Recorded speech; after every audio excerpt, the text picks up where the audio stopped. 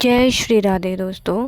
आप सभी का मेरे इस यूट्यूब चैनल में बहुत बहुत स्वागत है। आज फिर से मैं एक नई रेसिपी के साथ आई हूँ और आज मैंने बनाया है केक, वो भी गाजर का। और आप इसे बहुत आसानी से बना सकते हैं और इसमें मैंने कोई ज़्यादा चीज़ें नहीं ली हैं, बहुत ही कम सामान से मैंने इसे बनाकर तैयार किया है। आप चाहें तो इसे कल क्रिसमस डे पर भी बना सकते हैं। तो वीडियो को एंड तक ज़रूर देखना। वीडियो पसंद आए तो लाइक और चैनल को सब्सक्राइब ज़रूर कर देना। तो दोस्तों मैंने यहाँ पे एक कढ़ाई में 1 चम्मच घी लिया है। घी नहीं है तो आपके पास तो 2 से 3 टेबल स्पून आप इसमें रिफाइंड डाल सकते हैं। मैंने 3 से 4 गाजर लिए जिनको मैंने कद्दूकस कर लिया और मैं 2 से 3 मिनट इन्हें अच्छी तरह से इसी घी में चलाती रहूँगी लगातार। इससे क्या होगा कि यदि आप बिना ऐसे रोस्ट किए या बिना घी में तले इनको डाल दोगे तो ये बाद में जब हम बेक करेंगे तो वो पानी छोड़ जाएंगी, तो इससे आपका केक बढ़िया बिल्कुल भी नहीं बनेगा। इसलिए मैं पहले ही इन्हें रोस्ट कर रही हूँ 5 से 6 मिनट तक। फिर इसमें 2 चम्मच इसमें मैंने चीनी डाल दी और फिर तो लीजिए दोस्तों 6 से 7 मिनट हो चुके हैं और मैंने इसे अच्छे से चला के रेडी कर लिया है। अपनी गैस को बंद कर दूंगी। तो चलिए अब मैं यहाँ पे क्या डालने वाली हूँ। 1 कटोरी में मैंने ली है सूजी जिसको मैंने पीस लिया है, और 1 कटोरी में लिया मैदा, 1 कटोरी में पिसी हुई चीनी, 1 कटोरी में दूध, 1 कटोरी में कंडेंस मिल्क जिसको मैंने घर पर ही तैयार किया है, और 1 कटोरी में लिया है मैंने ऑयल। अब चलिए अब हम इन सारी चीज़ों को अच्छे से मिक्स करते हैं। तो और क्या चाहिए, तो देखिए दोस्तों हमारी जो गाजर थी अभी अभी हमने जो घी में इनको रोस्ट किया वो ठंडी कर ली हैं। अब चलिए इन्हें बनाना शुरू करते हैं। तो दोस्तों मैंने एक चौड़ा बर्तन लिया है। आप कोई भी ऐसा बर्तन लीजिए जिसमें आप आसानी से सारी चीज़ों को मिला सकें।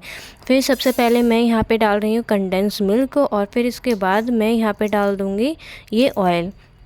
हमें पूरा ऑयल इस यूज़ नहीं करना है, पर अपने पास थोड़ा ज़्यादा ही रखना है, ठीक है। फिर इसके बाद मैं इसको अच्छे से मिक्स कर लूँगी, आप देख सकते हैं। तो दोस्तों मैंने यहाँ पे लीजिए अच्छे से मिक्स कर लिया है। फिर इसके बाद मैं यहाँ पे एक छलनी लूँगी और सबसे पहले मैंने डाल दिया इसमें मैदा, और मैदा को इस तरह मैं छान लूँगी। छानने के बाद फिर मैंने यहाँ पे डाल दिया सूजी, सूजी को भी मैं छान लूँगी, और इसी के साथ मैंने पिसी हुई चीनी भी डाल दिया। आप चीनी कम या ज़्यादा भी कर सकते हैं। तो दोस्तों मैं इन सारी चीज़ों को अच्छे से छान लूँगी, छानने के बाद मिक्स कर लूँगी। अब इनको मैं मिक्स कर लूँगी। अब बारी आती है हमारी गाजर डालने की, जो हमने कद्दूकस करके उनको फ्राई किया था ना घी में, उनको, और मैं इस तरह इनको अच्छे से मिक्स कर लूँगी। इसी तरह मैं अपनी सभी चीज़ों को मिक्स कर लूँगी। मिक्स करने के बाद अब मेरी बारी आती है दूध डालने की। सारा दूध बिल्कुल एकदम से नहीं डालना है। अब वो दूध जो है वो बच गया है, इतना ही दूध हमारे लिए पर्याप्त है। आप अपने हिसाब से देखिए। अब फिर इसके बाद मैं यहाँ पे 1 टेबल स्पून डाल दूँगी बेकिंग पाउडर। अगर आपके पास सोडा है, बेकिंग सोडा, तो वो भी आप डाल सकते हैं। अगर इनो है तो इनो भी डाल सकते हैं। तो दोस्तों अब आपको एक वो बर्तन लेना है जिसमें आप अपने बैटर को सेट करना चाहते हैं। और अब मैं जो अभी बैटर बनाया था ना, वो मैं 10 से 15 मिनट रेस्ट करने के लिए रख दूँगी। तब तक मैं इसे ग्रीस करके अपने बर्तन को रख लूँगी। अगर आपके पास बैटर नहीं है तो आप क्या कर सकते हैं, मैदा या फिर आटा इसमें चारों तरफ लगा सकते हैं। अब बारी आती है, जब तक हमारा बैटर तैयार हो रहा है, जब तक हम गैस पर एक कढ़ाई रख देंगे और उस पर कुछ इस तरीके से स्टैंड के लिए, हमारे पास स्टैंड नहीं है तो इसलिए मैं यहाँ पे लोहे की छलनी रख रही हूँ, स्टील की छलनी जो आटा छानने वाली होती है। लेकिन दोस्तों मैंने रख कर देखा तो बहुत ज़्यादा ऊंचा हो रहा था। आपको इस बात का ध्यान रखना है, एक बार आप देख लें। तो इसलिए मैंने यहाँ पे एक टिफ़िन का ढक्कन लिया और उसको भगोने से ढक दिया है। आपकी हवा बिल्कुल भी नहीं निकलनी चाहिए। अब दोस्तों 15 से 20 मिनट के बाद मेरा बैटर तैयार हो चुका है। सारी चीज़ें अच्छे से फूल चुकी हैं उसमें। तो अब मैं क्या करूँगी, अपने इस जो मैंने लिया था बर्तन उसमें डाल दूँगी अपने बैटर को, इस तरह थपथपाऊँगी। और मैं कुछ गार्निश करने के लिए इसमें जेम्स आती हैं वो डाल दी हैं। आप चाहें तो इसमें आप अपने हिसाब से ड्राई फ्रूट्स, टूटी फूटी कुछ भी डाल सकते हैं गार्निश करने के लिए।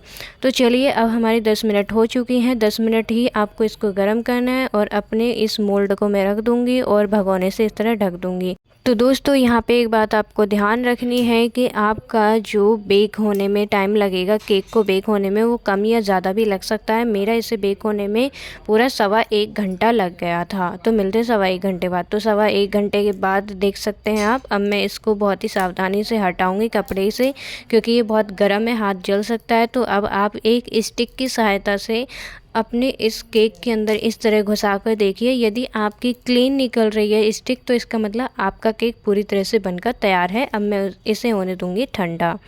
तो दोस्तों आपको ये बात ध्यान रखनी है, आप बिल्कुल भी गरम गरम इस मोल्ड में से अपना केक मत निकालिए। इससे क्या होगा कि अगर आपने गरम गरम केक निकाला है तो आपका केक टूट सकता है। जब मेरा केक बनकर तैयार हो गया था तो मैंने इसे आधे 1 घंटे के लिए ठंडा होने के लिए रख दिया था। जब इसके बाद मैं इसको चारों तरफ से इस तरह काट रही हूँ। अब मैं इसको पलट दूँगी और अपने केक को निकाल लूँगी।